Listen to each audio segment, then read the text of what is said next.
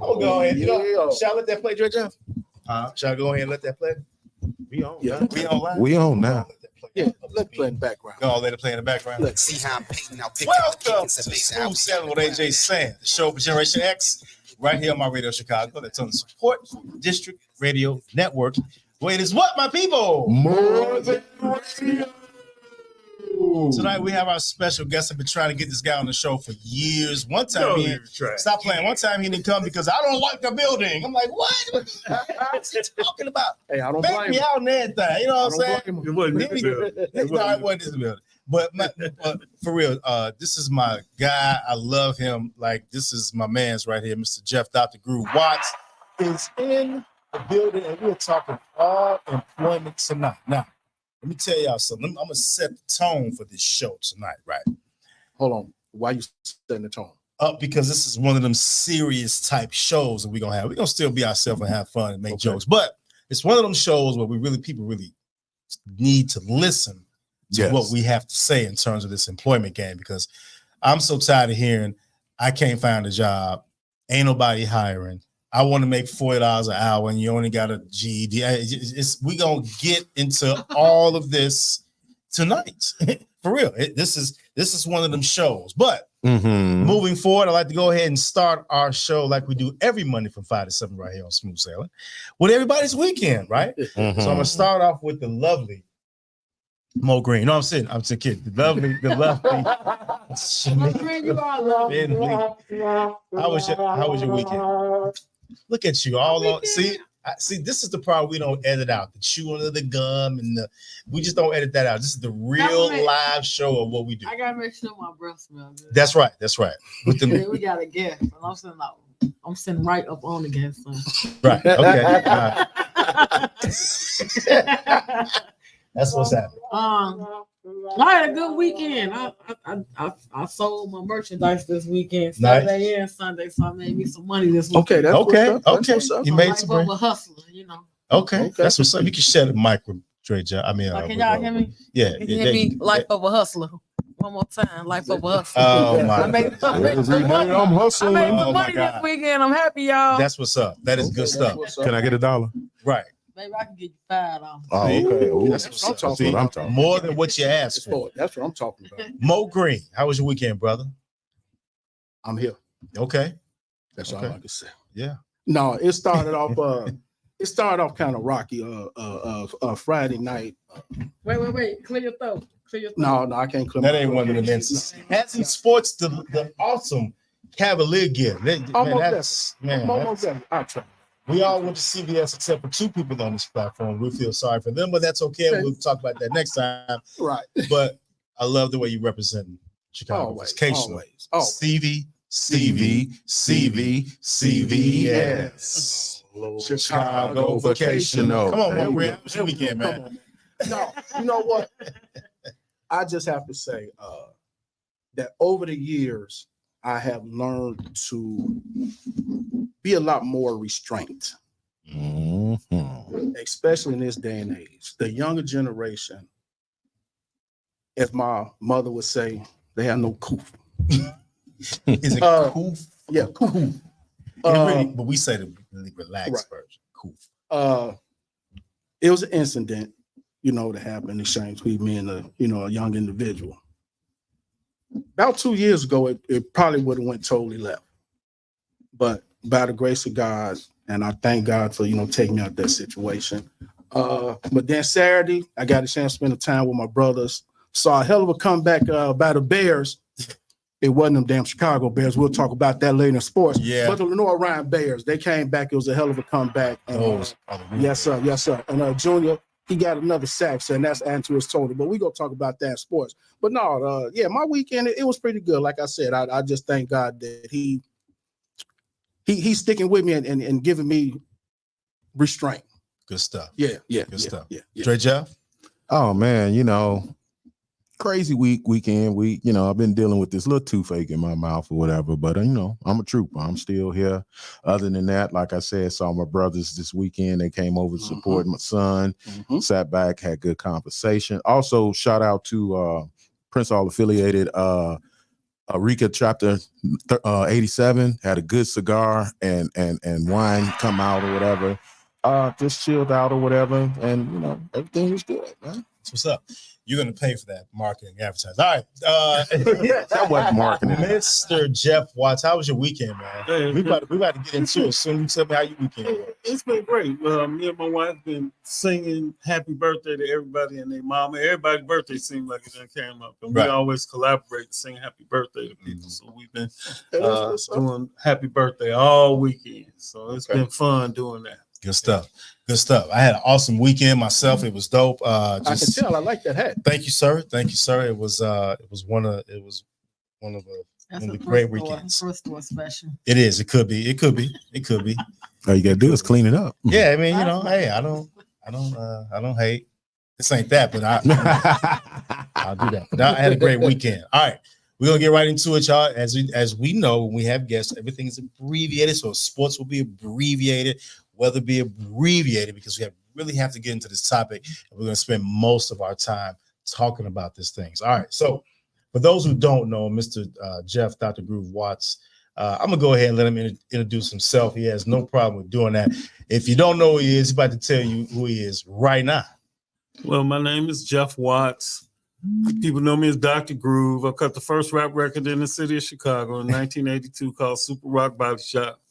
I got into job development after leaving Christian Poor Society. I left hip hop in '98 because I didn't like the direction it was going, and I started connecting with some poets and Mr. Byron artists. Let me collaborate. I ended up having 32 people under my umbrella of artists. And most of them were women. You had to write a book and a play within a year. And we did that from 1998 all the way to 2007. And then I started I was doing poetry in the subway during that time. And I started helping people get jobs straight off the train. And the word got around, and then people told their bosses. And one lady called me in. I started working at 10 South Kedzie for about 7 years, helping first felons get employment. And then from there, just the regular populace plus felons. And then from there, I've just been all over the place. I started my job page. I have a job page called Employment Opportunities Network, and it has 35,000 members now. Make sure you tune in if you need a job. Make sure you read the rules before you join the page, because we do a little bit of everything. We help people with more than just jobs. We help people to get out of town if they're getting their head knocked in, and so that they can relocate. We help people with clothing, like if they needed uniforms and they don't belong to no organization. We've done a little bit of everything. We've helped people in burnouts. We do everything over on our page. So we got a lot of people who want to do philanthropy. They believe in certain backing up of individuals. So we show community and unity on our page. So, you know, I just want to encourage those of you all who have not ever experienced anything like that. Join my page. It's called Employment Opportunities Network Chicago, because there's another Employment Opportunities Network. You want Chicago. And then you join that page, and we will take you on. That's awesome, Geoff. That's awesome. Now, yes. So now, here's the kicker, y'all. Now we're about to get into this. Now, let's talk about the current unemployment rate in Chicago. I think it's at 7.1%. It's pretty high. As opposed to what it was last year. And see, even with the state was at 4-something%, and it went up to 5%. Yeah. And while the national average is at now it's at 4%, it went up, but it was at like 2.5 to 4%, which is extremely low. But during that course of that time in Illinois, we were running into the fact that manufacturing was down, and then also hospitality was down. And because those two are down, those take the most of people who got backgrounds. So now we get in a market where people with backgrounds looking for work, and they're getting turned down, you know. And then you have to have some experts like myself and yourself who know how to dodge and weave and be able to place them in places that will take you with a background. But we have to be able to navigate that. And one of the biggest parts of navigation for me are UUWs, because there's so many UUWs where these kids got these doggone switches. So it kind of changed because it turned into an automatic weapon. And that's making it hard for us to be able to place them, because in the United States, you have a right to bear arms. The Second Amendment gives you that right. So a lot of times you can beat that case by getting it vacated. That's not an expungement. That's not a seal. You can get it entirely removed. A lot of people still don't know that to this day. And we still fighting just to educate them so that we can get that charge removed so that they can work. Because when somebody see a gun charge, they're like, you're going to shoot up the place. We got. And that's not true at all.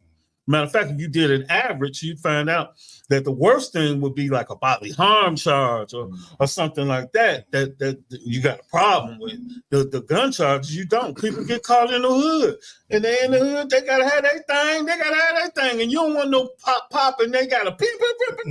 You know, so they put switches on there, and then they get in trouble, they get caught. We had a hiring event. We did with Custom Resources. We had 436 people come out to the event. Half of them had felonies. Out of that half had UUWs. That's extraordinarily high. So when you got to figure out how to get them past the point of them being ostracized because they got a gun charge, and then still place them, and then you got to deal with that half that got UUWs, and a lot of them had switch charges on there too. No, and then they getting turned down. Where do you think they gonna go? To the streets. Back on the streets.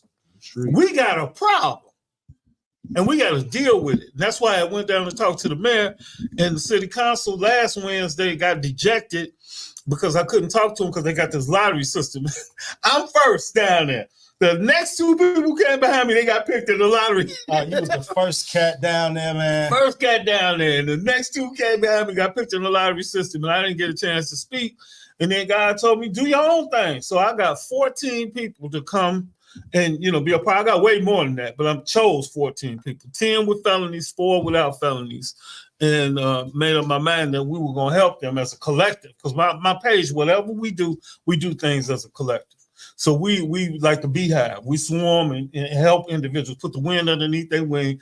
And the only thing they got to do is remember to give back. They got to remember to give back when we help them up. And that's what we're doing right now. So if you'll look on my page, one of the case studies that we're doing, one brother, he's got a felony. He got a couple of felonies, but we're helping him. And the stuff that they put in on the page for you to be able to read and see and help, everybody gets a chance to take a peek at that. And they're like, oh, man, I forgot about this company. Oh, I know how to do this now.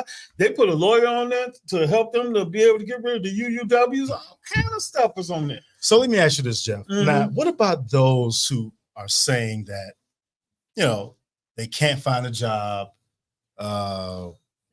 nobody's hiring, and how do we influence people, that young people or anybody, that they can get it fast on the street? Now we're going to tell them, hey, you got to wait 2 weeks for a check. How does that work? Well, first they got to get tired. They got to get sick and tired. Because, if they see somebody who making $600 a week off of braids, and they seeing somebody doing tats, weaves, they getting money off of nails, they doing their hustle, then a lot of people saying that they lazy. No, they're not lazy, because they making money that way. And what they'll do is just take the job for a come up so that they can get enough to re-up on supply. And then they'll quit that job or care less about that job, because now they got enough to be able to go get the weave, get the hair, do whatever they want to do to, survive. So because we know this, then you have to play into what their interest or their love is. I had to fight with CHA, had to fight with other organizations, and they just now coming around, because someone and putting in and doing hair, they didn't want to give them the monies and the grants for that, because they knew that they was teaching us to be entrepreneurs. They want us to be worker bees. Right. They want us to be able to fill in and do it that way. They know that if you teach them how to do this, the weaves, and teach them how to sew, then a lot of that money doesn't necessarily end up being reported. So they know that tax base, that's the reason why they're so scared, because, we do a lot of stuff where we ain't paying taxes. That's why we doing hair. That's why we doing weed. That's why we doing tax. Right. That's why we selling cigarettes. That's why we selling weed. It ain't no tax, there. They doing a lot of illicit or illegal stuff. And it's up to us to be able to say, hey, let us at least show you how to run your business correctly. If you get into a program, they got an on-the-job training program. They're going to pay you, and then you'll learn how to so and so such and such, or you'll be with a businessman, and you can learn how to be able to run your own business proficiently. You got to really coerce them into understanding that that person is going to be in their best interest, so that they'll say, okay, I'll take that shot because I need to learn how to be better about my own business. Never run them away from the fact that they're being independent. I do my best to find out what they love to do. I always ask that question, what do you love to do? And if I don't see their eyes light up, that ain't what they want to do. Exactly. Once you see their eyes light up, then that's what they want to do. And I honey in on that interest that they have. And then we pair it up with somebody that's going to mirror or help them with whatever their interest is. So then you might see something else in that person. A person who know how to sell cigarettes and stuff who might be great in sales. You know, I was good in sales at Federal Express. I ended up getting 4 promotions in 10 years at Federal Express. And in my last promotion, I was making, and this is in the 80s, I was making $60,000 a year just in sales alone. You see where I'm coming from? And that was a lot back then. So, you know, you just got to have the skill set, see the individual, see what they shine in, and then hone in on that, because other than that, they're going to ignore you.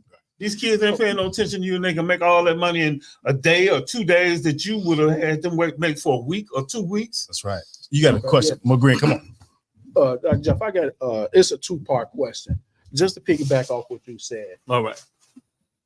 How do you get an individual to, I guess, find what they like? Because I talk to, like I said, I do mentoring as well. So I deal with some high school kids and the freshmen. That's what I had, the freshmen. And some of them still didn't know what they like. So I would try to teach them what piques your interest. Then, like you said, when they mention it, if their eyes don't light up or if they don't, perk up, then that's not it. How I guess I'm getting at, how can you get that to pull them out of them? Well, how well do you how much time do you spend with them? Because they got to have that trust. Okay. They got to have the trust first, and then after they have the trust, and sometimes you can build that trust rather quickly. Yeah. But you got to show them that you have their best interest in heart, and they got to know that, they got to feel it in their heart that you really are out for their interest and not going to exploit them. And then but let me be more succinct and to the point about what you're talking about. Okay, so you'll get an individual and he hasn't found his way yet. Then what do you know about that individual that you see that what they're shining in that they might not see? Right. So what is it that you've seen in that student? You know what I mean? Right. Do you know your student well enough? Have you studied your student well enough to know that they shine somewhere that they might not even realize? Right. People told me, you be great in sales. I was like, I ain't getting no door slammed on me, and I ain't getting nobody hanging up on me. But Donna Rudd, she was somebody who saw that in me and told me I would be good at cable sales for TCI. And I ended up with the woman from Pittsburgh who was head of one part of TCI couldn't stand me, but it was another guy, Steve Longhorn from the West Side, said I'll take him when they all interviewed everybody. And she didn't want me at all. She said, here, you won't do good. I didn't have no car. Everybody else had a car. I whooped their sales execs for a whole month without no car. They changed their mind. And she had to fly in and give me my bonus from Pittsburgh. And when she came in, I said, you remember me? As I took her money. Yeah. So, and she saw that in me. When I was working for Style Built Windows. I hated making them the telemarketing calls. So that was it for me, So Geoff, now let's talk about, again, because in this line of work, and a lot of people think I don't work, but I do. Tommy. But we in this business, we're teaching people presentation. And what I've learned over the past couple of years with the younger generation, they don't believe in putting on a suit. No. Or they don't believe in putting on a tie. And the ladies think it's weird to have on color hair and things like that. What do you say to these people, to these job seekers, that presentation is most important? It is, and you have to introduce them to things like "I Am Gentleman." Have you ever heard of that? Absolutely. He was a guest on this show. Oh, he was. Yes. That was wonderful. Yes. Yeah, "I Am Gentleman," and you have to introduce them. The key to success is to surround yourself with people who are greater than you. If you don't introduce these youth to some of the greatness that's around them and let them see a different world, then they don't know. And you have to be able to snatch them up, and you have to make it kind of individual. Because when you do it in a group, they ain't paying no attention to you. Yeah. You know, but you come and snatch them. Hey, look, let's go to breakfast. Yeah. And then to put them around your guys. And some of them is business. You know what I mean? And now they sitting with them. Now they see a different world. But if you don't introduce them individually, it's kind of hard. Yeah. Because you know, I fight a lot with people you know, about presentation, and people think that not wearing a shirt and tie is not important to an interview, and we grew up different. You gotta wear a shirt and tie. Ladies, you cover up your cleavage. Yeah. You don't come with purple hair, earrings I can jump through. You And no bra. do that. And no bras. Yeah, And somebody came halter out last tops. week with no bra. These women coming to work with super tight. Interviews with super tight, just outfits and just looking really leggings. not professional at all. Yeah. And this is a cycle. I've been doing this work for 30 plus years. And then you know what's so funny, Armand? They don't know that the employers talk about them after they leave. They Yes, think they do. everything is cool. Mhm. Then they tell me, "Did you see?" Exactly, exactly, man. That's And the what women it don't is. even know that they're getting talked about, Yep. and that their resume goes in the circular file. Called the garbage can. Yeah, absolutely. Mhm. You know, and it's a shame. But you know, I really want to hit. I don't want this to get away as far as him talking about that young person that he wants to reach. But I really want to see if you can snatch him out of his environment. Are you able to do that? Yeah. We talk one-on-one. No, Oh, I have okay. a good rapport with him, and that's what I told him. Okay, because his thing is, I see how he helped other students, but then what he does is, when the other students see him, they, "Oh man, you teachers better, you goofy." You see what I'm saying? Then he'll kind of, you see what I'm saying? But if he in a smaller setting, then he'll find his way. So I'm telling you, you know, always be yourself. He got the gift of help. Yeah, That's a gift. and that's what I told him. I say, when you have patience to help a person, when that's giving of yourself, that's taking time from you. And we all have a gift. That's the gift right there. So I mentioned that to him. You see what I'm saying? So, like I said, we talk a little bit more. I communicate with him. You see what I'm saying? So he's a good kid, and that's what I told him. That to me, that's what you like doing. So who can you introduce him to that will still keep him in, who got the spirit of help in the school? It's a few people in there, a couple of counselors that I know. Okay. If they got the spirit of help, then he needs to be around That's people be who got around the them. same- Okay. Yeah, absolutely. Okay. That's right. Okay, That's right. Gotcha. So, man, we ain't even done yet, y'all. We ain't even scratched the surface. We're gonna take us a little break. And first of all, before we do that, I want to talk to the people that's talking to us, Drake. Man, I'm looking, Look man. at all these people. Like, we do got 6,500 I mean, listeners. you know, We you know know what I'm this saying. might be a little more right here. We got One Stop said waiting greater than 3. You know what that means? Don't know. One Stop, Dr. Groove. Hello, everybody. You know who One Stop is, Dr. Groove? Yeah. Okay.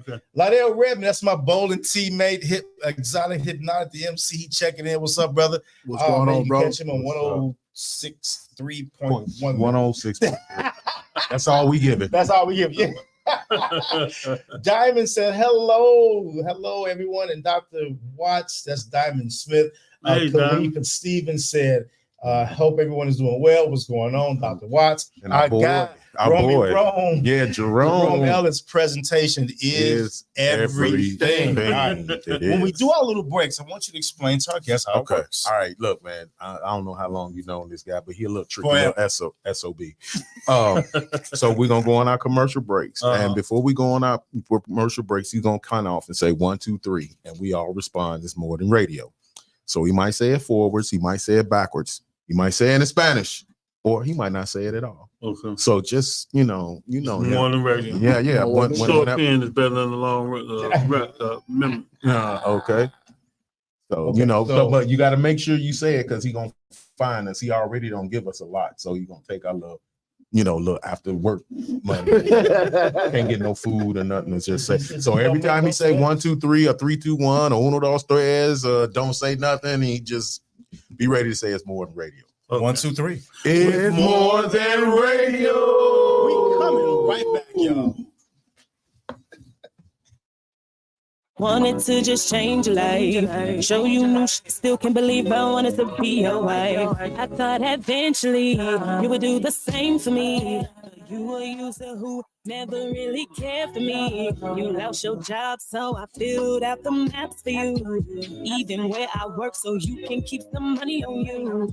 Good as because you really had me fucking fooled. Not only me, but my friends and family too. You made me feel like you was in love with me and I with you. I even lost myself trying to take care of you. Paid everything for you. Day night I pay for you. Anything you need, baby, I got it, cause it's all for you. Cause I'm in love with you, but no one else above you.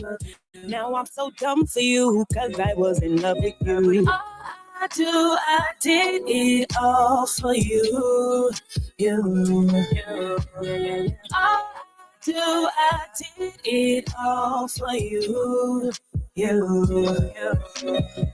Threw you a party and invited your whole family. I wanted you to feel special, cause that's what you meant to me. Random walk-ups with hugs and kisses and give you massage. Random romantic weekends planned out at the Champagne Lodge. Got you new clothes and shit just to try to make you fly. Cause if I'm fly, then we gon' be fine, right? Cause you my guy.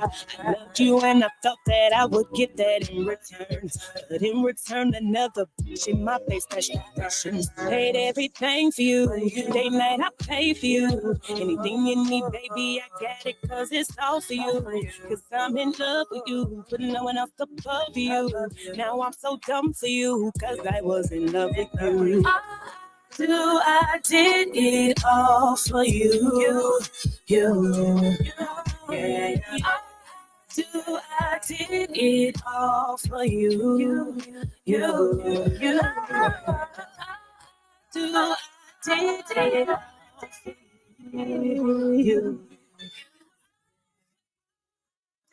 I did it all for you. You always told me I deserve better than you, baby. And now I see the truth, cause I wouldn't do you like that, baby. Remember when I told you can't nobody take your place? Now I can see that I can be easily replaced. Paid everything for you. Day night I pay for you. Anything you need, baby, I got it, cause it's all for you. Cause I'm in love with you, but no one else above you. Now I'm so dumb for you, cause I was in love with you. I did it all for you.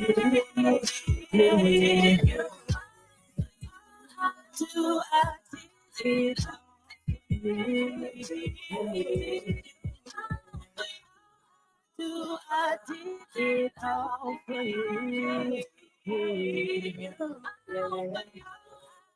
I did it all for you.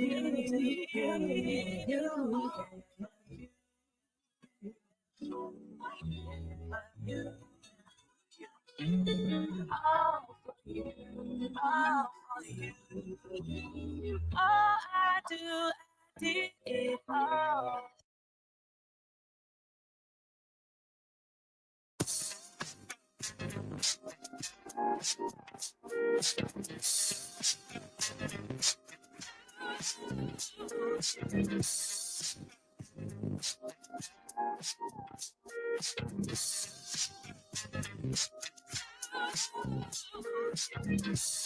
I met you last night, baby.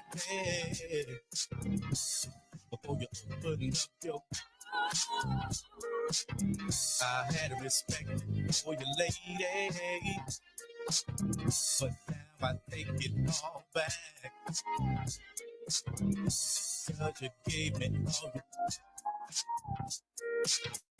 you, and you even licked my, leave your number on the cabinet. And I promise, baby, I'll give you a call next time.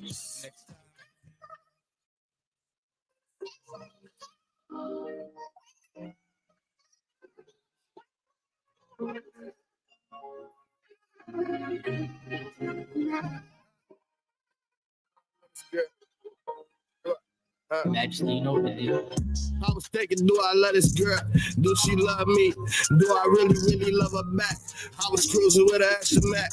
Shorty told me that she got my back. I told her just like that. The way she love me, that shit out of this world. When I'm sucking on her toes, I might flick on her pearl. How you really, really love me, baby? Tell me that. I ain't like them other guys, I'm just stating facts. You been running through my mind, you been running through my thoughts. Baby girl, let's take the trip, another flight to have us lost. I ain't like them other guys, hate the disrespect. Baby, cut the disrespect, I run it up like Roger that. I can feel I'm in another world, fucking on another girl, licking on another pearl. Baby girl, you been my girl. Tell me that she love me, I'm like Roger that. I ain't the type of disrespect. Baby girl, let's run it back. It's like I woke up in another place. I was dreaming just the other day. Baby told me stop, walk the other way. Walking through the rain today. A lot of shit up on my mind. Swear I'm thinking about the grind, trying to catch another dime.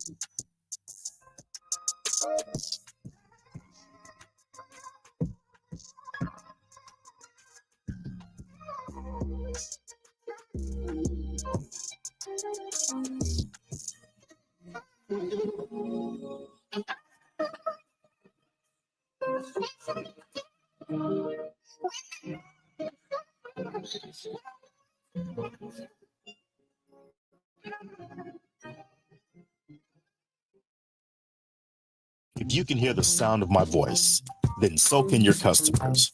My Radio Chicago on the Support District Radio Network reaches over 250,000 listeners daily. You can advertise your business or next event on our platform. We understand these are trying times. We have affordable packages to fit your budget. My Radio Chicago is all about community. We support our local businesses 100%. For more information, give us a call at 630-465-0229. That's 630-465-0229. Or send us an email at sdrchicago@gmail.com. That's sdrchicago@gmail.com. My Radio Chicago on the Support District Radio Network. And guess what? It's more than radio.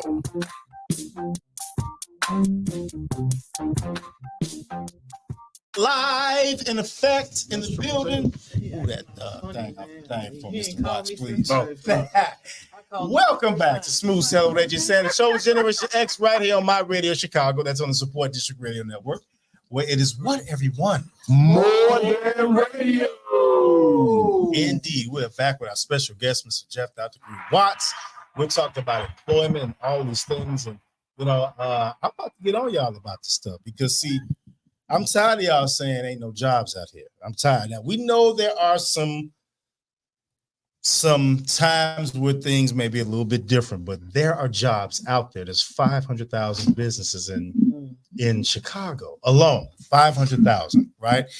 And as Geoff alluded to earlier, if we can get into the psyche of people, what they like, don't ever come to a job developer and say, and we ask you, what type of job are you looking for? And you say, I'll do anything.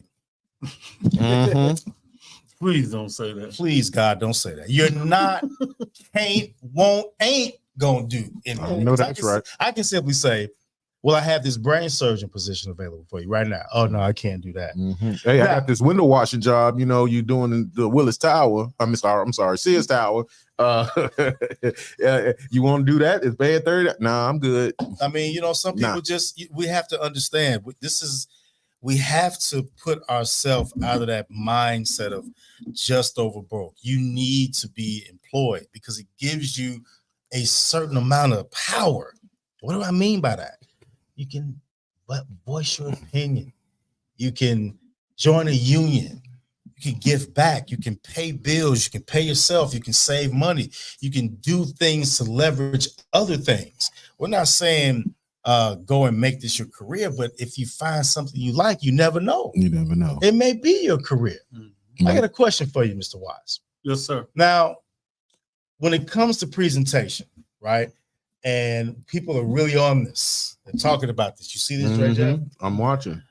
How important is presentation, Jeff? Presentation is everything to an employer because first thing they may ask you is, do you have a resume? The resume represents you when you're not there. And if a person likes you that was interviewing you, they have to introduce you through them with your resume so that person can get a composite of what you're actually about, so that they have the interest to even want to interview you or talk to you. Because a lot of times you go to a hiring event, you have a recruiter there. A lot of times it's not HR, it's the recruiter, and the recruiter's being your biggest advocate. So if you don't have a good resume, you dead in the water already. Yeah, that's my question. What are because people have the right way and the wrong way to put their resume together. Absolutely. What is the best perfect way? Well, now things have changed. So I'm going to tell you, go to Chat GPT and go to the AI and let the AI knock it out, and then because it's going to lay it out the way that it knows that you're going to be able to bypass the robots on the internet, because the robots put you in the in pile or the out pile. Well, who knows AI better than AI? So AI is going to put you together a resume that's going to help you skip and get into the in basket as opposed to the out basket. I was talking to a person about that and a resume, and in my experience, there is no right or wrong way. It's presentation. HR doesn't want to read a dissertation. A resume is a brief account of one's work history within the last 10 years or so, right? So you want to make sure it's in a format where it's easy to read. They understand where you're coming from, and the most important thing, it says the job that you're looking to do. So in other words, if you put a resume in for a plumber and you got an electrician on there, you ain't getting that job, bro. Right. You got to make sure your resume matches the job that you're trying to get. Absolutely. Correct, Jeff? Yeah. Yeah. And I also know that you got to know the industry too, because the same thing that formula that we use normally doesn't stand for DCFS. DCFS want to know your whole life story. That can take 2 or 3 pages. An IT person, that page has to be extensive and tell you what type of experience they got. So it might take 2 or 3 pages, whereas most people want a 1 page. So you got to know the industry that you jump in. Exactly. Too. Exactly. Okay. So now, like you said, like you asked, there is no right or wrong way. I was talking to, and I was trying to get through to this person. It really doesn't matter the format, but this is what they want. Well, like you said, if they ain't AI or Chat GPT, they ain't, because you have to have the wording on the resume, like Geoff said, to go past what they call applicant tracking systems. The robots that he alluded to. That's a system that takes certain words out of your resume that matches the job you're looking for. If you don't believe me, just go ask Chat GPT or AI. No, I believe you, because that's the biggest thing or whatever, putting a resume together. What type of email address you got? Do you got a Gmail? Do you got a Yahoo? Or do you got whatever, this, that, and the third? Lots of people get turned around and they get discouraged with that, because, back in the day when we was going to find a job, we didn't really need a resume, just fill out an application. Yeah, but back then. Times have changed. One of the biggest apprehensions right now is they go and they haven't updated their resume. Number 2, they had somebody else do it. And then they want to throw them under the bus if it's a mistake on their resume. They didn't do it themselves. I didn't do my own. I didn't wipe myself after I went to somebody else did. I didn't come on, man. Okay. Right. So it's a whole lot that goes into even just preparing that resume. And like you said, the email address, it might say bootylicious5@gmail.com. Yeah, exactly. Wait a minute. Then they look at it, they like, oh no. What's the name of that pile? The garbage circular pile. pile. The circular file. The circular pile, better known as The garbage. garbage trash. Yeah, that, and people don't realize that the emails that they use, and it's funny. Like with me, I have 2 emails pages. But one is just called "Is it Dre?" And then the other one is Andre Jefferson 71. Absolutely. So I have different pages to go on. It can't be like smokeblunt.everyday.com, whatever, and they gonna look at it and just be like, do you smoke blunts every day? No. So Shamika, let me ask you a question. How, when you got your job, how did you get your job? Meaning, what did you do to prepare to get that job? Was a word of mouth. Yeah, a lady friend, she worked there, so she got me in. But of course, I still had to go through the resume and the interview and drug tests and physical tests and all that. Mm-hmm. Good stuff. It is a lot who you know. A lot of times. Yes, it is. Nepotism, yes. Yeah. It's a lot of nepotism. Whether you an AKA, a Mason, man, a gang member. That's how I got 90% of my job. All 3. I knew it, chat. All right. Now, okay. So, Mo Green, how did you get your job? Which one? You know what I'm saying? Any one of them. How'd you get it? Well, the one that I can speak about. No, it was through my resume. For sure. Yep. Yeah. I put my resume together. And luckily I was able to, I wouldn't say pick the job, but I was able to select from the job versus the job selecting me. Because you have skills. Right, I have skills. All right. And okay, just a step further, just to piggyback on what Geoff said, a good, I mean, not so much a good resume, but you have to know the industry because I've been in retail since 1985, but it's different aspects of retail. So I had a resume out there for warehousing, supervisory skills, and also for retail. So that's why I was able to pick and choose which industry. You should be versatile. Yeah, absolutely. That's an opportunity to offer. Yeah. So, and see, that's what what happened. So now we have the resume. All right, your resume just so happens to make it to the next process, which is the interview. Because if you look good on paper, Mr. Watts, that means they want to talk to you in the form of an interview. Where do people kill themselves at the interview? Oh my goodness. The worst thing out of all of it, and it even happened to me, and I knew better, but I got slapped in the face one time, is you got to know the company. A lot of times people don't even know the mission statement to the company that they apply for. They don't even know nothing about the company. They walk in and they say, now tell me about the company that you want to be a part of. I don't know. I just want to work here. Tell me a little bit about our company. y'all have nice walls. So that right there can shoot a lot of people in the foot. Now I have a question. Go Now ahead. before you go a step further, it's funny you said that. Because I'll be 52 this year. And I actually didn't do that until maybe I was like 41, 43. So the reason why I say that is, and the only reason why I did it, because it was a prestigious company. If it would have been any other company, I knew I wouldn't have done it. Yeah. So why is it important to, like I said, take a look into the company? Okay, it's super important. I'm gonna give you an example.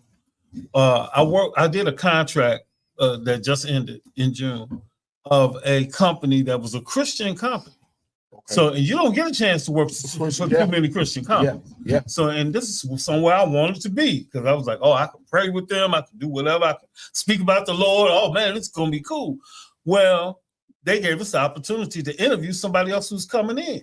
And one of the first questions that I asked them was, tell me what you saw in the mission statement. Tell me about the mission statement for the company.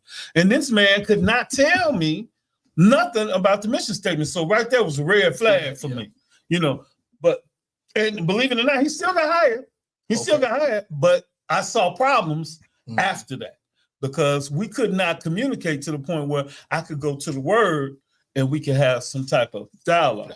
because that Gotcha. wasn't what that was all about. You know what I mean? Gotcha. So in the beginning when somebody comes in, what they're going to use as a frame of reference. So that was just one aspect of it. Is there something else? No, that was it. Okay. I saw the biggest thing, and what you said, the killer of getting a job in the interview. But my biggest thing I've seen lately, as I've seen people at my job coming from for an interview, is being on time. Yeah. Being on time. What is on time? If you got a 10:30 interview and you really want this job, what time you going to be there? I'm there at 10. No, I'm there at 10 o'clock. Exactly. Early is on time is late, and late is unacceptable. Yeah. I used to teach 30 to 45 minutes early. Geoff, you know this. Mhm. Why? Well, because you may want to go to the bathroom, Mhm. freshen up your breath, your nerves, make Nervous, sure you're yeah. not sweating. Or I was so slick at one interview, I walked around and learned something real quick about it. I already did my research, but in the interview, I said, "Yeah, I noticed some of the stuff on the wall. People have really got what I talk. It's a conversation, right? Am I right, Geoff? You got to be able to engage in conversation. Most people kill themselves at the interview, right, Geoff? Right. Why? Because they don't have the intelligentsia from talking to the individual. What you gotta give me a little bit more about what it's a lot of ways that they kill themselves. Here's one. Okay. Tell me about yourself. Okay. So yeah, That's a killer question. It is because you got to know what your skill set is and how strong you are. They don't care And about what your you're dog. bringing and what you're bringing to the table. Absolutely. Because see, it's acceptance, purpose, consult, overcome objection, motivate to act. So in the consulting phase that you're giving them, you're telling them what your expertise is. You're flipping that back to the beginning of who you are. Because you're the consultant. They're coming to you. Yep. You the expert. You giving them who you are to help that company. Exactly. So a lot of times people kind of recoil and think that the company is all of that. No, the company needs you for something. Otherwise, they wouldn't have that job up. And a lot of times people give away their power because they're so scared and they want to have a job and they don't ask the right questions. Why is there a lot of turnover at this particular position? You can ask that. You sure A can. lot of people Can don't. you? Yes, you you can.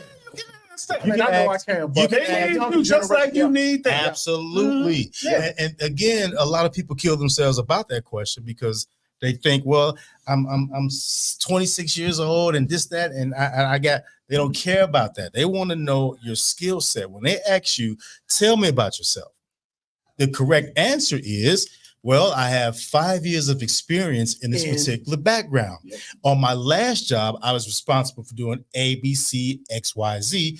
As a result, I got promoted. The only reason why I left is because the company shut down. Prior to that, I did X, Y, Z for this particular company, and we did that. That's what they want to know. No.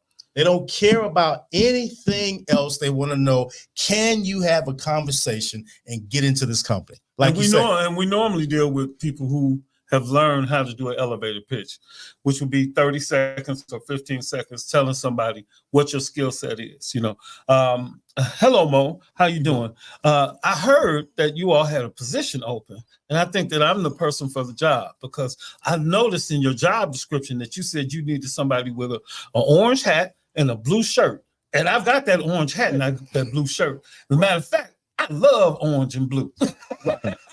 Yeah. And so you just stole him in 30 seconds. Yeah, so you have to always be able to have the elevator pitch because you never know when you go. I'm gonna give you an example. This is a real life example. The mayor came to one of our events. When the mayor was about to get on the elevator, I got slick. As soon as I seen that door was about to close, I popped on the elevator with him. So I knew I had him as a captive audience going from one floor to the next floor. I said, Mr. Mayor, we have some issues with some backgrounds, and I really want to talk to somebody about it. And then he gave me the deputy mayor based on that, So it's stuff like that, whereas, I wouldn't have had that opportunity before. I wouldn't have had that audience before. Somebody might have eschewed me away, but I could talk to that person directly and get the answer that I wanted. So you got to have all your script all the way down pat real quick. Here's another killer question at the end, because again, 90%, this is my in my, as far as I'm concerned, 90% of people kill themselves at the interview. Now, here's another killer question. Why should I hire you? Oh, yeah. I'm asking you, right? Oh, okay. Like, why is that such a tough question? Oh, why is it such a tough question? Mm-hmm. A lot of times they haven't done the research to even know, I'm talking about looking through the job description, because why you should hire me is directly related to the job description. So if you know the job description, because I tell a lot of people, study your job description, because then you'll know that you had some of those abilities. You'll be able to say, okay, Mr. Employer, you asked for somebody who knows how to do Microsoft Word.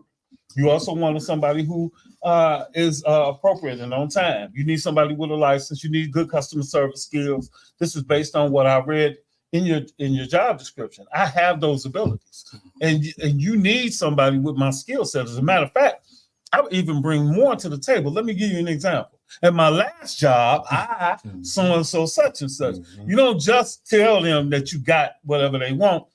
Then you run back and give them an example, a real quick example. Notice he didn't say, I'm the best. You ain't the best. Why should I hire you? Oh, because I'm the best person for the job. No, you're not, because there was 2 or 3 other people they had to choose from. It's important to explain it in such a way where they don't have any other choice, because you've already given them what they need in terms of your resume.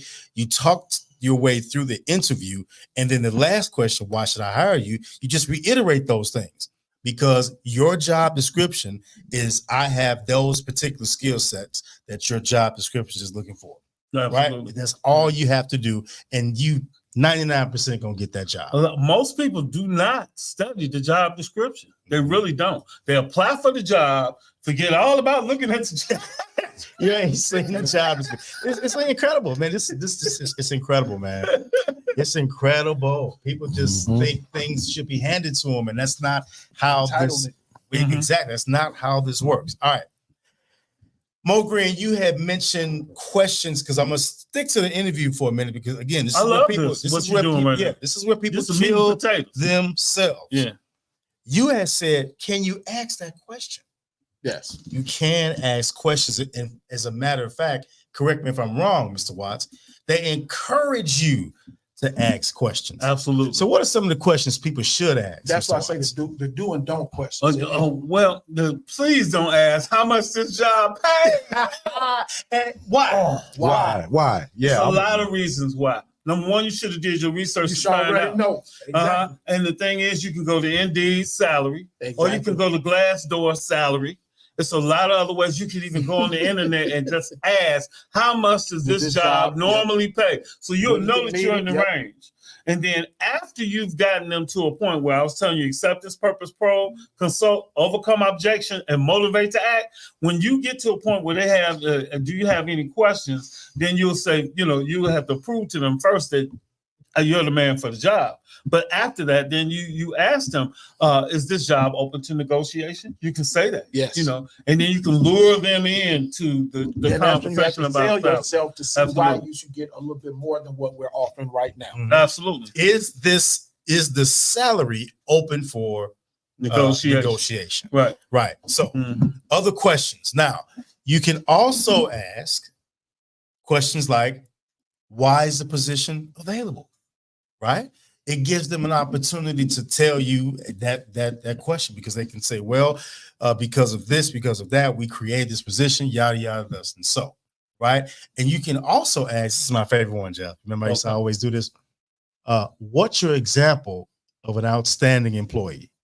You ask that question, you might get the job. Yep, because they burnt up. They got to tell you everything that you need to know about what they're looking for, because they got to tell you what that example of that great employee is. Yeah, you want that conversation. I stole that from him.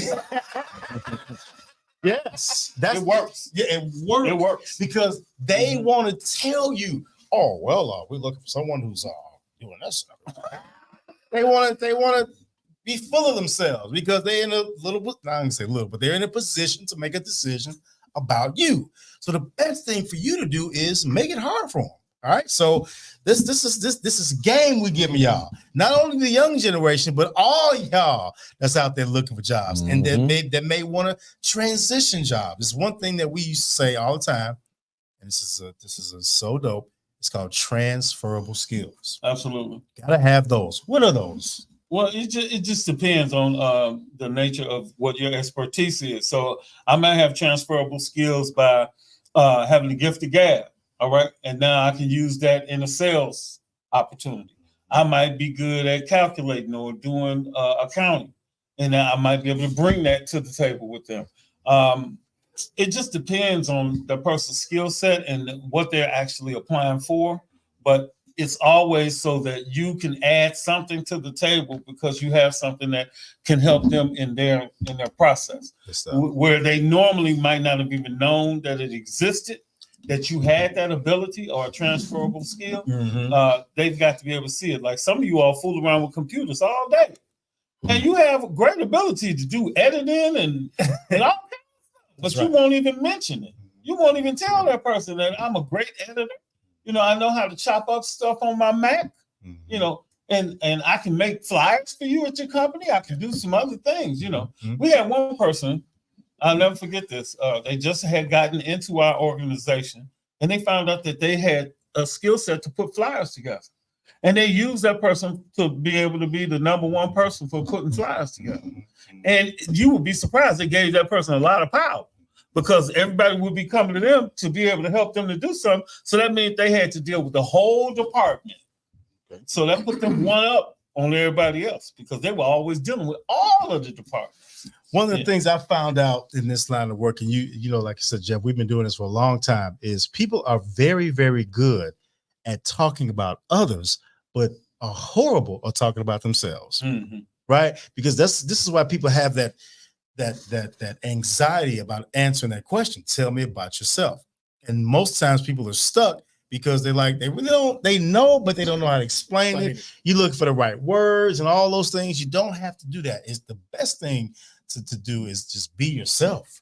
Right, Dre? But there's still a formula to it, though. It is a formula. Okay.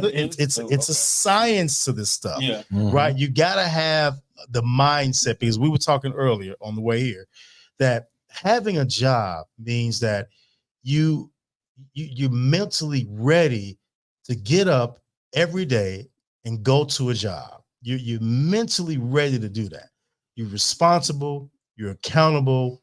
You're grown up. You can do things. You can pay bills. You can get a promotion. You can get more education by getting a certificate or going to school. It's so many things you can do by just having employment. Health insurance. Can I piggyback on yes, sir. You're talking about? Come on. Okay, when he's talking about that attitude, I'm gonna give you a perfect example.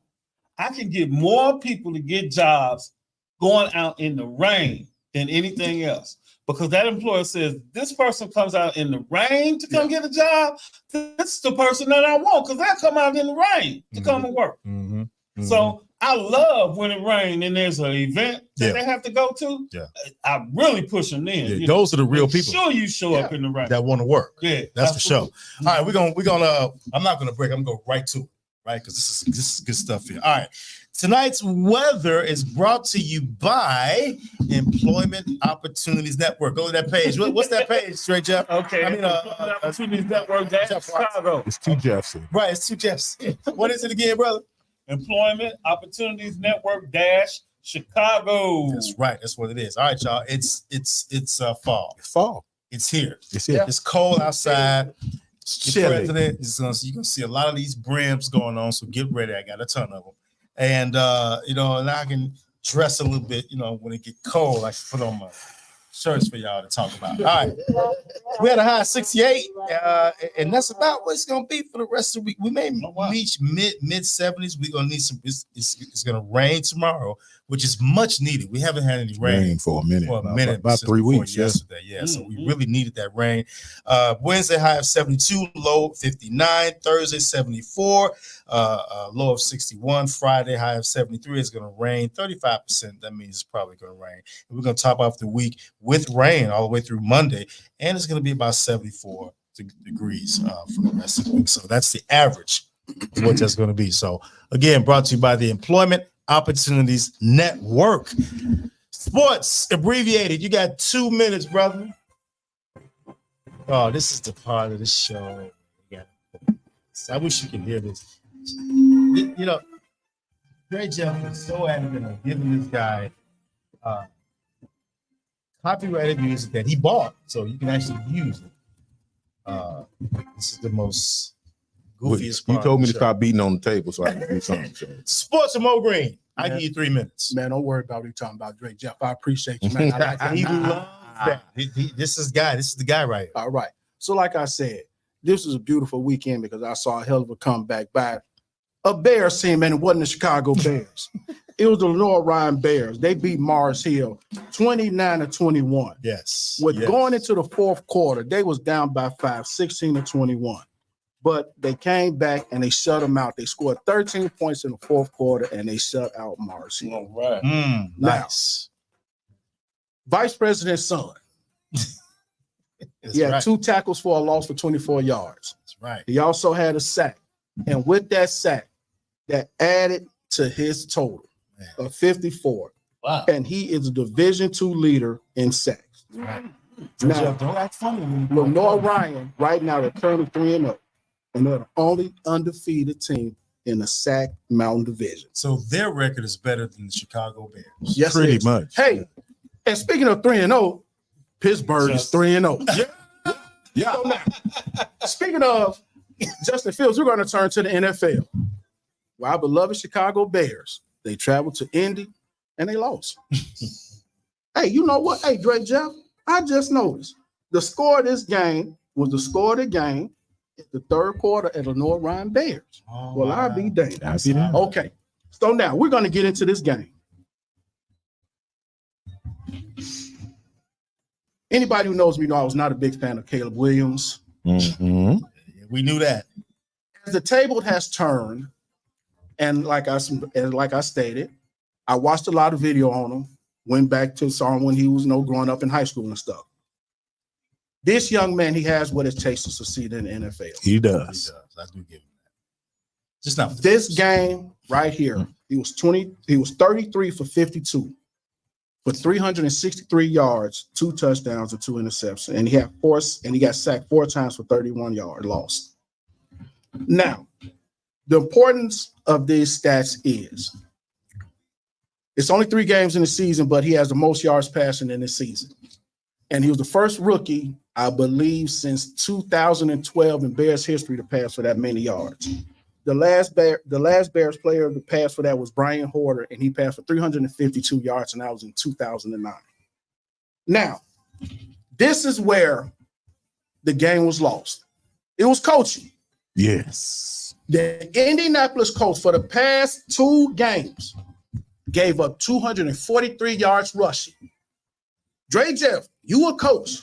Don't you think as a coach you have been running the damn ball? Yeah. Okay. Well, the Bears have no running game. That's very obvious, and this is why. No running 28 rushes for 63 yards. game. That's virtually no running game. 2.3 yards per carry. It's terrible. And your longest is 9. Mm-hmm. The reason you So run now the ball. we're going to get to receivers. No. He spread the ball around, and this was what I wanted to see. Rome had 6 catches for 112 yards. Cole Kmet had 10 for 97. DJ had 8 for 78. Roshan Johnson, a running back, had 4 for 32. And DeAndre Carter had 2 for 22. The defense did their thing. They had a total of 55 tackles. They had 32 solo, 1 sack, 3 tackles for losses. Now, I put up a picture on Facebook. You got 1 minute. All right. And it was That's all right. about the Chicago Bears. Ryan Poles, you got your offense this year. Next year, you SOBs have a total of 8 damn picks. 7 of yours. 1 is a conditional from Pittsburgh for this year. With them 6 picks, get 2 damn centers, a right guard, That's it. a right tackle. The other 3 Offensive lineman. Man. You got what you want. This season right here is a learning curve. We're going to be fine, Bears fans. We're going to be okay. Now, the last thing. I still give them 10 wins. Oh, yeah. Oh, they go get 10. They go get 10. I'm still sticking with that. I'm sticking with that 10. Now, we're going to talk about my baby, and y'all know who my baby is in the WNBA. She's too young. Man, I don't give a man. That girl is fine. She won unanimously. Oh, yeah. The WNBA MVP, my baby, Angel Wilson. She is a beautiful young. Yes, sir. Hey, I'm going to have to go down to Miami. Just to see her? No. Welcome to Miami. No, because she's dating Bam. What's his name? So that's it in sports, man. Y'all have a good one. Hey, and remember, still bear down. Awesome job with sports. You do it all the time. And let me read some comments, Jake. Yes. Man, Geoff Watts, let me tell you something. Khalifa Stevens, she said, my skill set can help the organization furthermore. That's it. Oh, I'm sorry. That's me. I'm sorry, brother. That's what he said. And that's something you can answer. That's for sure. Company's biggest opponent. What's a typical day look like? All right, that's what's up. Diamond Smith said, that's me. I don't read the job descriptions. I just read the qualifications. Me too. I did. Donna Watts, that's the wifey, y'all. She said, Mrs. Groove is watching you, and you are fabulous. Keep speaking the truth to the power. The truth will set you free. Presentation is everything. The way you present yourself will be remembered. We should do him like y'all do me. What's that? Hey, Donna. Well, That's my whoopie dad. Yes, right. So Dre Jeff's wife, his name is Kim. Every time we say Kim, we say, hey, Kim. So that's where that comes from. All right, so let's continue our conversation with Mr. Watts. I ain't going on no breaks. I ain't doing no. This is some serious stuff. Now you brought up some great questions. Yeah, I mean, thank you, man. Because He's been doing this 72 years. We've been doing this work, man. He's been around. We've been doing this work for a long time, and we used to have the biggest gripes about these people, boy, and now they're the younger generation. So we want to give you all the game. Instead of just griping and whining and bitching about it, let's give you all some game on how to get it right. So, let's keep this going. Now, First thing, how do you even know where you're going? If you on public transportation, you got to map that thing out so you won't be late. He was talking about being late for the being late. That's a pet peeve for me. Absolutely, being late is and you got to map it out. You might be going to another side of town that you're not familiar with. Mm-hmm. You might have to catch 3 buses, and they run on a schedule, right? That you can pull up on. Yes. Your cell phone. Absolutely. You used to have to go find a book. Is to do that. Map your thing out before you go the day before. Yeah. Get your clothes ready the day before. Mm-hmm. So you ain't running around trying to put on no clothes on the same day as the interview. That's Find out you got a stain on the shirt you didn't even know. Now you got to find something. Yeah. No, real talk. Yeah. Real Yeah. talk. So the question I have is, location, when you're looking for a job, is that key for yourself? Well, as a job developer, I normally ask the person, and they get irritated when I ask them, where do you stay? And they get mad because they think I'm being invasive. No, I'm not being invasive. I want to know within a concentric area, I would say concentric of 10 miles, sometimes even less than that. I know as a developer, since I've been around for a while, what companies are close to you, because I want you to be close enough so that if there's a winter storm or something like that, you still gonna be able to get there on time. Yeah. So I always ask, where do you stay? And they get mad. They actually get mad. Well, why you want to know where I stay? It's always, I ain't gonna say. Well, at a poll at my job, and they took a poll, and most of the people said 15 minutes late is on time. And you kidding? No. Now that's one BS. One thing that has changed. Yeah. One thing that has changed over the years, though, is they're more accommodating for young mothers who have to get their children to school. Okay, that's fine. And so they do accommodate that. These That's companies fine. have changed. It used to be you could get fired. Yeah. But now, because there's so many young mothers, don't forget 69% of all households in the city of Chicago run by Black women. Mm-hmm. So, I'm talking about in the African American community. True. So they have to get these kids to school and then have to get there. So there's a little bit of forbearance where it used to be they might give you a window of 5 minutes and that was it. Now it has turned to 10. Yeah, I don't know about yeah. this 15. No, I I know don't. like nothing in about some that. jobs, I know it's like 7 to 10 because I know Yeah. where I work at, it's 7 Yeah, to 10. I mean, yeah, that's understandable because that's one of like the great things. Like with these jobs now, like they always gave the women off, the maternity leave. Now they're giving it to the men. Yeah, Or, FMLA. the so FMLA, the so father they can can be there. yeah, so the Absolutely. father Which I can think be is there. pretty good. Yeah, It's which real is those changes were much needed in this time, but still, some people just got everything going for them, and they just like Now, psychologically, a person is late because they want to still show that they have control. That's the only reason why people are truly late. Normally, they get up earlier than everybody else to get, and they find everything else to do except get ready. Except get ready.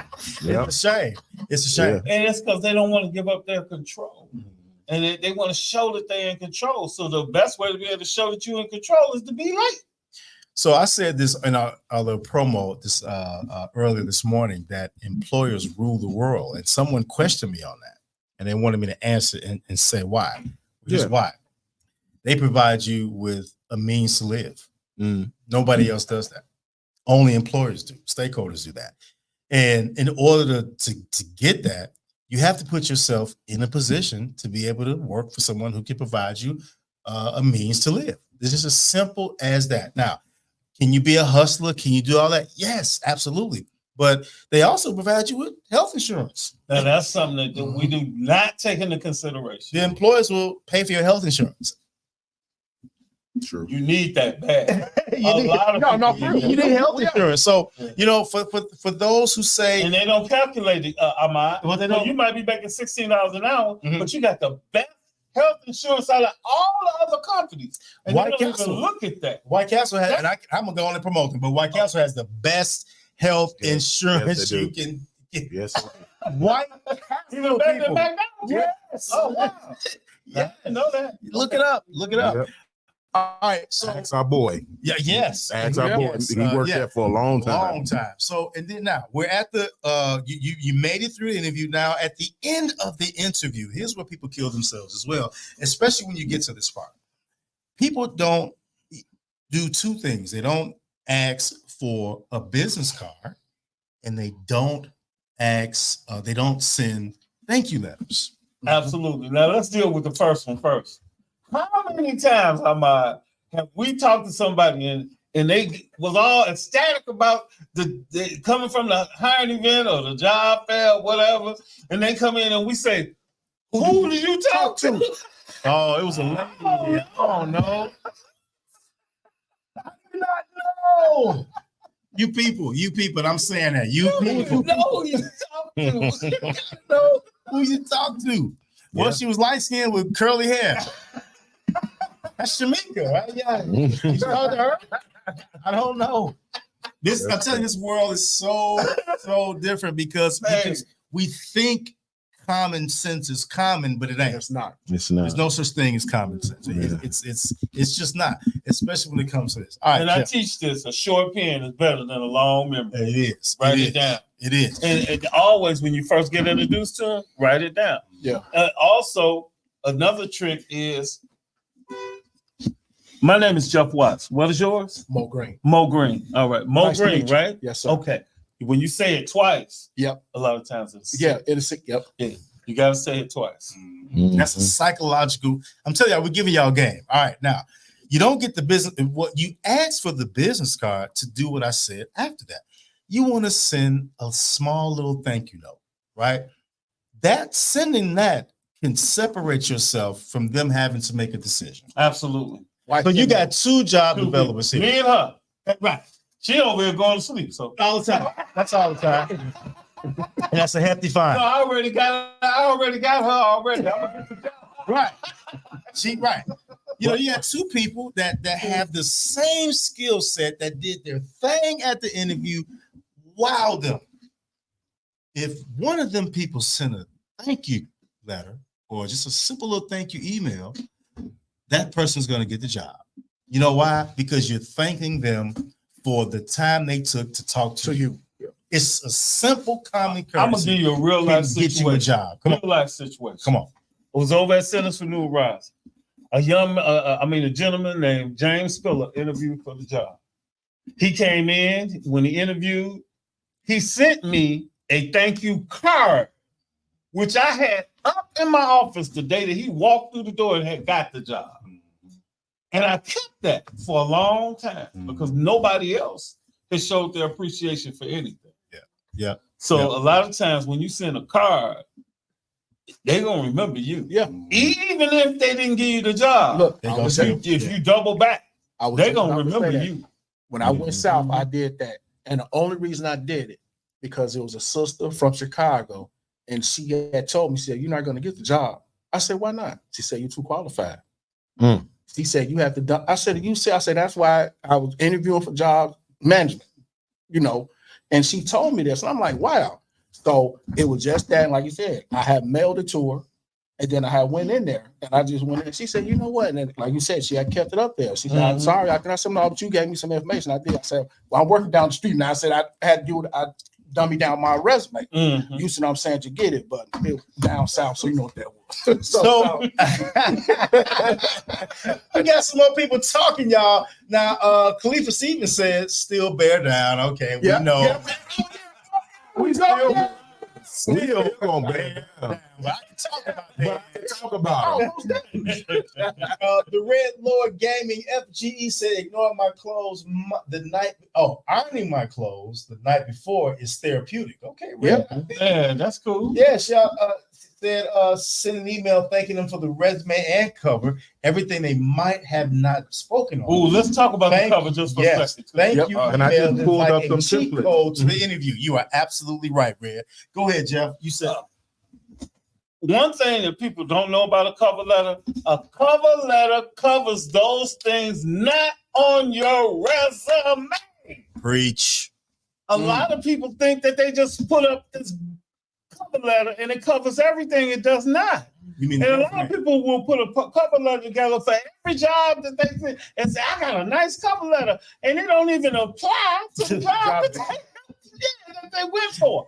But the cover letter covers those things not on your resume. Right, absolutely. So remember in the beginning, I said a resume is a brief account of one's work history, of a person's work history, right? Brief. The cover letter is where you tell the story, right? You tell the story on why you are qualified for this position. Absolutely. You got to give them real numbers if you can, or create a not create, but tell about a situation where you handle, where you handle a situation. You want to make sure it covers what the resume did. It's just as simple as that. All right, now, now follow up. Okay. People don't follow up, and it's a shame why they don't. But how important is follow up? Well, first they can't go by what the other person said. Well, we're going to call you in a few days. No. Now, some people say it's appropriate with an email to follow up within 48 hours. Okay. Some people say 24. Okay. We used to teach a week. Yeah. Now, for me, a lot of times I wait about 72 hours. Okay. 3 days.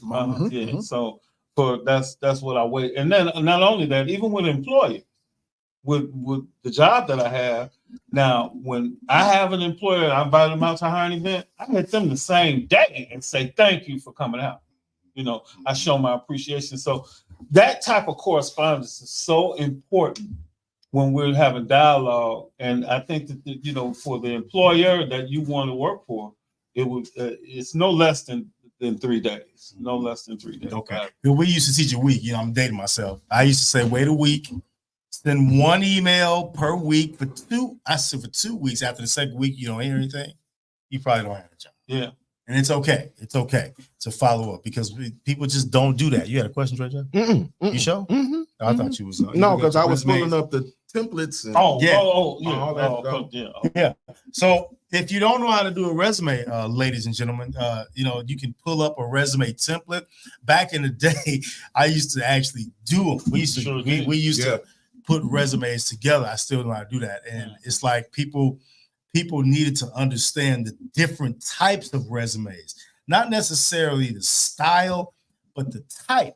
You have functional, you have chronological, and you have a targeted. Targeted, right. A targeted resume is a resume just for that specific job. Absolutely. Right? You know, they don't care about no other job you've had. They want to know about that one job that you're looking for. The most common resume is the chronological resume, where you go from your last job first. You put that where you're working at now, and you go back. You're only supposed to go back 10 years. Right? Yes, that's what 10, they don't want to know what you did in 2002. That's too long. That's too long. Yes, sir. Now, within that 10-year span, you had 5 jobs. It just depends on the era. Because if it was COVID, you might have been able to get away with it. Okay. You know what I mean? What about pre-COVID? Well, how bad does it look, the job? No. The only reason why I say that is because I mentioned to a young person, and to me, and I told him, if you haven't been at a job more than a year, don't even put it down there. Yeah. I mean, because you 6 months, 2 years here, 4 months to job, that don't look right. Depending on what, like you said, the circumstances. It's a whole lot of circumstances. Yeah. You may have been pregnant. You know what I mean? That person may have been pregnant. And man ain't being pregnant. No. You said I'm getting that there for a minute. Yeah, I'm just using the fact that sometimes a woman has been pregnant and she had to take off, and then she came back, and then she might have got injured. You know, she might have hurt herself and had to go to the hospital and then start over again. So you may see those breaks or whatever. So, and then they started somewhere else. Yeah, especially with women, because of course, I'm just saying, women are caretakers. They got experience. No, that's really not experience. I mean, it's experience, but 5 jobs in 10 years, that's, or 3 and 4, that's No, it's not. It's not. Yeah. Okay. And then you have to do a lot of explaining. That's it. And then you be like, and see, that's what I'm getting at. So I'm trying to limit. If you can. No, you're not trying. You're making a good point. That a lot of people do job hopping and they don't realize it's gonna burn them in the long run. Okay. So they make a lot of. It's too much feeling in job. Yeah. He don't like me. Yeah, all that. He raised his voice. Was he right? Yeah. Was he right? It's too much. Like you proving my point here. It's just too much. Somebody got a question? Yeah, I got to our boy Michael Saint. Give him a hand clap. Chicago's best. Chicago's finest. Yeah, Chicago's best. So he's saying, on to the point about following up. He said, is it okay to follow up in person, or is that too intrusive? Yeah, that's intrusive. Yeah. Okay. Today's world, it is. Okay. It is. I got another question from our people. When you get fired, this is an excellent question. What should you say at an interview if you were fired? You got a few options. I know, but go ahead. Yeah. Okay. Well, I mean, you know too. Yeah. But you still got a couple options. Yeah. So if you got fired, you can say that they're when you apply for this particular position, things have changed since that time, and there was an opportunity for you to be able to leave, and because of the change of what was going on in the company. You know, you knew that job was going to get phased out, so you decided that it would be best for you to part ways. Excellent You knew answer. that job was going to get phased out, but it's a whole lot of, I mean, there's some embellishment, but that's okay. Just a little bit. Because they don't know whether the job got phased out, except the fact that HR knows other HR. They're on the phone. No, it didn't. Why'd you get rid of that boy? They ain't gonna tell y'all, but they know each other. Oh my goodness. They know each other. Shamika, you're getting some feedback here. Someone said, what does Shamika do for a living other than being a comedian? Housekeeper.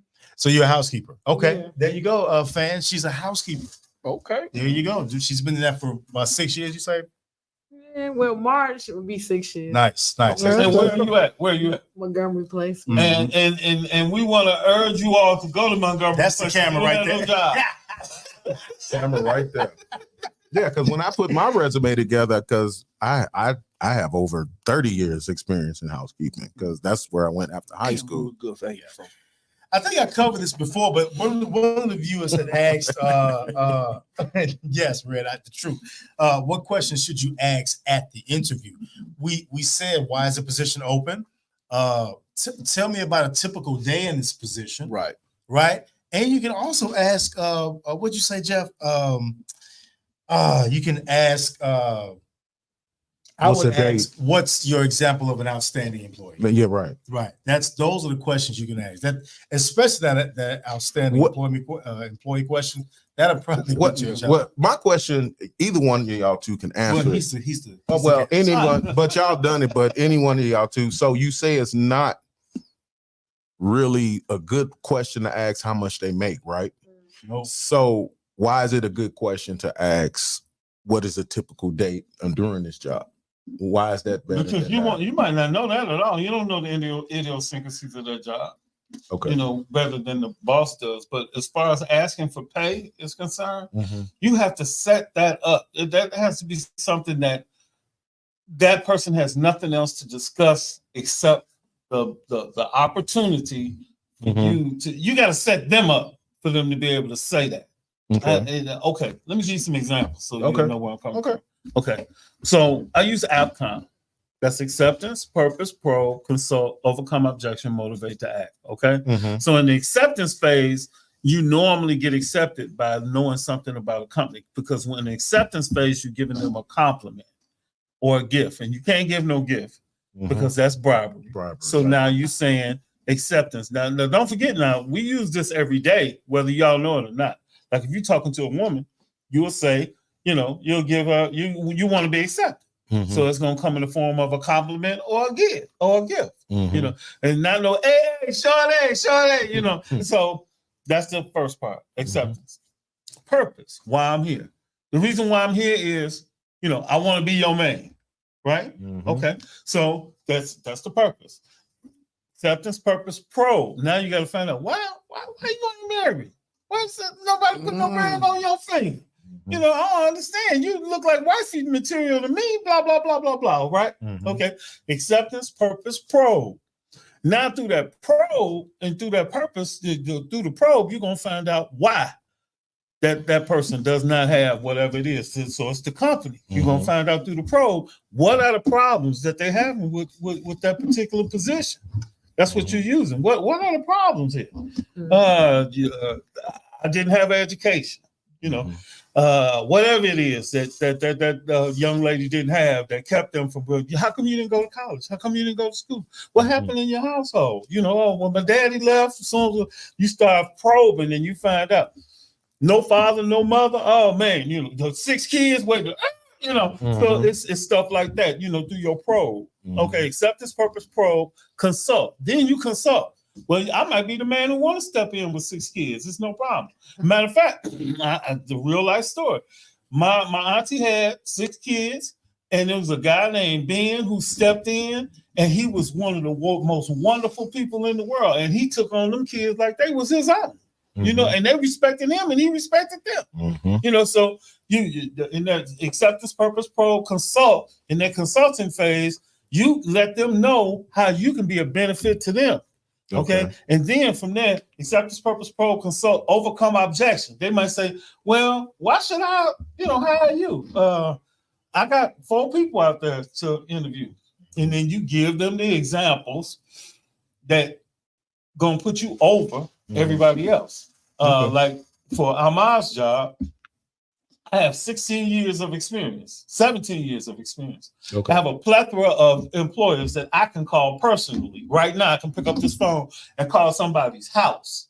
How many how many job developers do you know that I can do that at this hour right now? But I can't.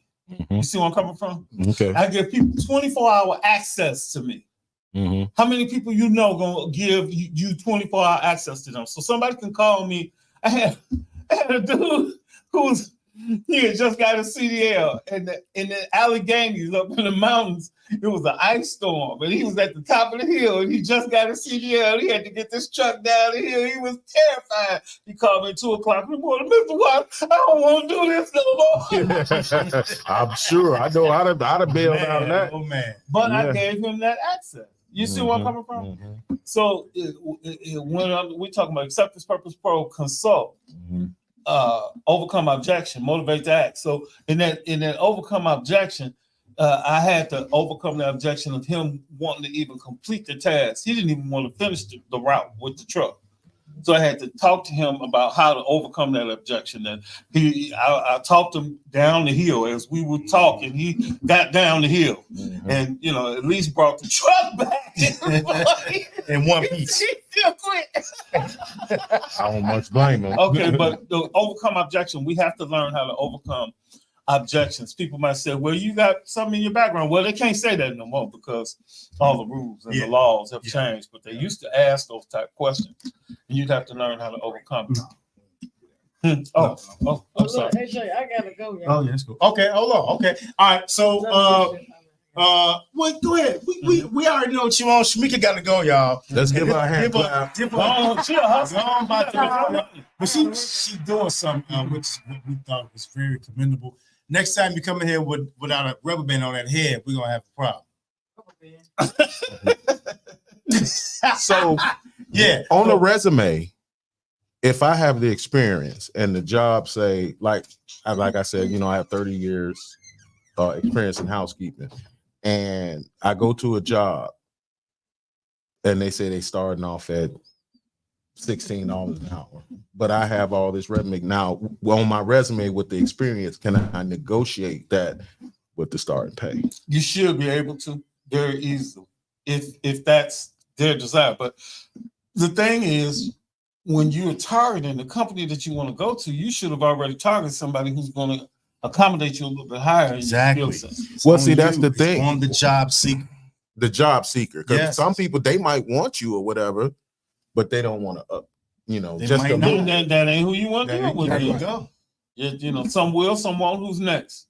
Okay. Employers rule the world, but you run the show. Right. Because they want you and they want your skill set and your talent. That's right.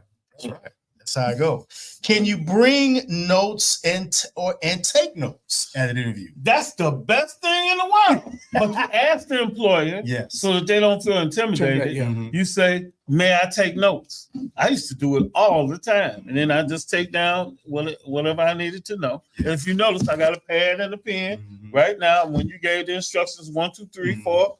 Then I say it's more than radio. I took notes. You know what I mean? A short pen is better than a long memory. Yes, take notes. Now, for me, and this is where we kind of, I say no because of the intimidation factor. But today is a little different. Everybody's so sensitive. So, I mean, it's like, how does that look? We can differ. This is great. Oh, yeah, for sure. Right. How does that look for the employer? Because you said it, they may feel intimidated. They may use that against you because you came ready and prepared. And I would say, I think as an employer, I agree with the man, but I'm talking about from why I used to tell them not to do it. Because if you really want that job, you don't taking notes at that time was just a little bit too much because of the intimidation factor. But today people can do it, I guess. I guess so. Well, it works for me. It works for me. Yeah, whatever works. I mean, there's no right and wrong here. It's whatever works. Because when I was always taught this. When I was in grammar school, I always have a pen and a piece of paper. Yeah. So whenever I went to an interview, I always had me a folder with a paper. And then, like you said, when they look in, I said, "Do you mind if I take some notes?" No problem. But it's I see you come prepared. And that's what I was taught. Absolutely. Like you said, it was, I guess teach his own, but I don't see anything wrong with that. If I was an employee, I would want that as a incoming employee. What was the other part to that question? Just can you bring notes and take notes? Oh, okay. Yeah. Now, here's where a lot of people kill themselves. Again, after you get the job, once you in there, some of y'all don't even pass your 90 days before y'all start bitch whining, complain, moaning, screaming, and hollering about some issue. See, what y'all forget is you did everything and you was to get the job. You was whatever to get the job. And once you get the job, you go in there and act the fool. It wasn't what we was cracked up to be. What is that called, Geoff? What is that called? It's called self-destruction. There you go. That is for self-destruction. Right. That is what it's called, because I see this all the time as in this industry. This industry is called workforce development. That's what this is. And that's a system that's used to train people for jobs and retention. And that retention is what we lacking. We tell you all the things and all the ways to get the job, but we sometimes forget to tell you how to keep the job. So what are some ways that you can advise people, Mr. Watts, on how to keep their jobs? Well, one of the things is to remember names and remember people and show respect to the people that are at the job. And keep your mouth shut. Yeah, just show respect. I'm not a big greeter, but people would take that the wrong way, that I didn't want to say hello, good morning. I could care less. I'm going to treat you courteous and everything else, but I didn't like to greet. But I learned that always got me in trouble because I didn't want to say good morning back because you said good morning. You know what I mean? So I had to learn how to do stuff that made me uncomfortable. You adjusted. I felt it was trite. I felt that people didn't mean good morning.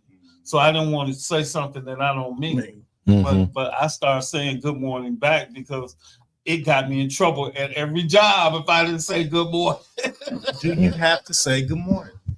Yeah, you do. Why? Unfortunately, I've looked it up and I've done some research on it. And good morning is a whole thing too. Absolutely. Go ahead. But it's a social paradigm in which people expect you to greet somebody in the morning. And you have to be able to survive out here socially. Yes. And that's one part of keeping that job. Yes.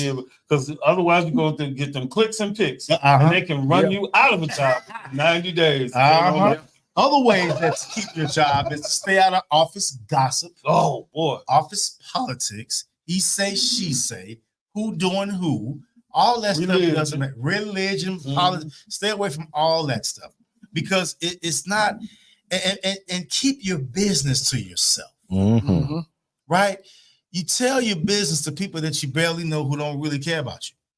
Because they're not your friends. Your work friends are not your personal friends. Now, can it develop into something over time? Over time, yeah. But when you first get the job, y'all be quiet. Man, the first 2 years I ain't talking to nobody. I mean, no, for real. It's a certain thing. Yeah, man. Man, no people. They thought I was a reverend. We are sitting here with Mr. Geoff Dr. Groove Watts of Employment Opportunities Network, Employment Guru. You've been in this business for 18 years, man, doing your thing. And I have to tell you, man, that page, that Opportunities Network page is banging. It's one of the groups that I'm proud to be a part of because it's actually doing something. Some of those groups on social media ain't doing SHI. Sugar Honey Iced Tea. This group is doing something. I mean, what I mean is they're helping people, providing jobs, providing opportunities. And I just wanted to use this platform to say thank you, Geoff. It's people don't know. The man been knowing me since I was a kid, for real. And yeah, because you look good for 72. Thank you, man. I always wanted to get him on the show, and I finally got him on. This ain't the last time he's going to be on here either. He's going to come back with some things. So can you go a little bit deeper into that? You had mentioned earlier, Geoff, you went down to talk to the mayor. Someone wanted you to go back to that. What was the mission of doing that? I wanted to, and that's important too. Yes. I wanted to expose what was going on in the state of Illinois, in which they were saying that there was, nationally, you hear from Kamala Harris and all the other people that the jobs are down. Biden got the lowest unemployment rate going on.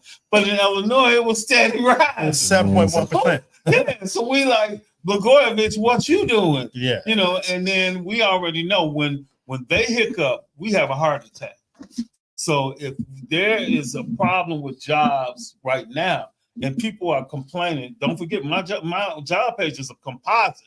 You got 35,000 people, and if enough people saying I can't find work, I'm applying for everything and won't nobody, hire me, and I'm hearing this from a preponderant amount of people, then I'm saying, it's a problem, right? Mm-hmm. So then I want to investigate. And then I started investigating and started calling my own colleagues saying, I would like to be able to send this candidate who has this type of background. And they're like, hey, man, we ain't hiring right now. Wait a minute, hold it. You was hiring before. And see, they turned their back on a lot of felons too, because the felons saved this economy during the time of COVID. They sure They went out there and they endangered themselves. You got to excuse me because I got a last It's expression on my tongue. It's all good. I want to give you an example real quick. This is a very poignant example. When COVID first hit, there was a woman that ran all of workforce. I'm not going to mention her name. Yeah, I know you're talking about. And she was told by me on a voicemail that I needed to talk to her because there was something important going on as far as this COVID was concerned. She didn't call me back. I went to my CEO of my company. It was supposed to be an open door policy. I was told I went above my director to get to her. When in actuality, it's supposed to be an open door policy. I'm supposed to be able to skip whoever it is. It must have been an emergency for me to talk to you. It got back to him, so he had challenged me, and I said, hey, I need to talk to you all about something that's going on. We talked about the situation. He didn't think it was important. Now I'm gonna tell y'all what the deal was. I was helping felons get jobs, and I had 2 vans, one from elite staffing and one from Metro staff. And when you put the guys in the van, it normally will fit 12 guys in the van, and they going out to like Aurora, right? Mm-hmm. Well, if one guy got COVID, all 12 of y'all gonna end up getting COVID because now the van will turn into a petri dish. So everybody's sick. Mm-hmm. And now what you gonna do? You got 3 shifts that went there. You're gonna make the whole factory shut down because everybody got sick from COVID, right? Mm-hmm. Okay. So that's the example that I wanted to give you that what was the first part of it? Because I got all involved in that, but I want to make sure that I answered that question. What was the question before? That no. Well, why did you go to the mayor's office? So because I had went through this before about notifying the mayor about something, notifying the higher ups about something and always getting turned down. I wanted to warn them that the what's going on right now is a hiccup that they need to pay attention to. That a lot of people with felonies are not being able to get employed right now, more than normal, because I'm very used to being able to place people. You know that. Mm-hmm. I'm pretty good at placing people with backgrounds. Yeah. So if they're getting turned down now, and I'm picking up the phone personally, advocating for them, and I'm not getting through where I used to get through, it's an issue. That means something is coming down the pike if we don't fix it. So I wanted to use a test pattern. So I got 10 people with felonies and 4 without felonies to help them to be able to gain employment. And I'm taking them through the whole process. So we're going to start filming them because the data, dollars in the data. You can't prove anything because I feel that if they can help immigrants get certain things, we should be able to ask them for monies for people with backgrounds who are actually looking for work and want to gain work. And who are U.S. citizens. Absolutely. They're citizens, and I think that they should be able to get a stipend. That's right. And as long as they're proving that they're in the work search, because they might not have got unemployment. They might not have worked for the last 3 years because they had a background, and there's people that was just putting up with them, their mother or girlfriend or whatever, and now things have got tight. They ain't got no type of income coming in. We don't want them to revert back to the street. So we want to put them in a program, and we want to be able to prove that they did A, they did B, they did C, they should get a stipend so that they can survive. They should be able to get a pass. And there's money out there. Yeah, they should be able to get a pass. They should be able to get a little food. We should be able to set them up with some type of network with the greater food depository so that we know that they are taken care of on the food end. It's a series of things, that should be acceptable and should be in line. It should be some type of way that it's structured so that somebody who has a background, UUWs, who have DUIs, whatever it is that's impeding them getting that job, we should be able to assist them until they can get up on their feet. Right. It doesn't mean that they have to bypass being a part of the workforce. We still can hook them up with non-for-profits. We can hook them up the whole way. Just what you're going to see me do on my page. I'm going to still hook them up with other agencies and other people and other resources, but they should be able to get help. So our page has been given. They've been donating. Like I'll be able to get 3 people passes this week. And this is from our own page. They gave that money for that. Yeah, Okay. This page is hot. Yeah. So it's stuff like that helps out a whole lot when we are putting them in the work process so that we can be the wind underneath their wings to help them gain employment. But I wanted the mayor to hear that. I wanted the city council to hear that so that they would say, you know something, we got to do something now on the ground floor. Mr. Mayor, what are you doing to help those with felonies? If you're going to help the immigrants, you got to also look at the populace who have felonies. Now, there was I want to read this real quick. This is, it comes from the National Association of Workers. Let me see if I can find it real quick right here. Just give me 1 second. And while we're waiting, you know, this is what we do. I found it. Okay, look, I couldn't even get out.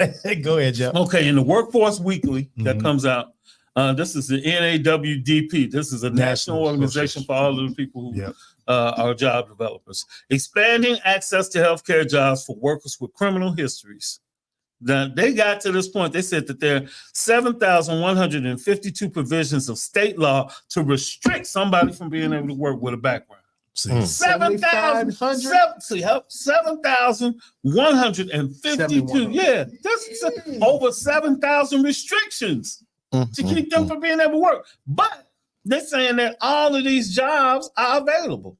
They're saying that it's a ton of jobs available in healthcare, and they've prognosticated and said for all the way until 2035 that this is one of the biggest. That with nearly 1.9 million healthcare jobs being added to the United States by 2032 and a growing shortage of qualified workers to fill them, workers with criminal histories represent a promising pool of talent that has been severely under-leveraged due to overboard policies and practices that shut them out of job opportunities. Unbelievable.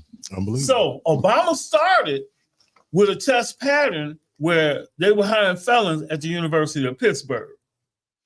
They had enough data.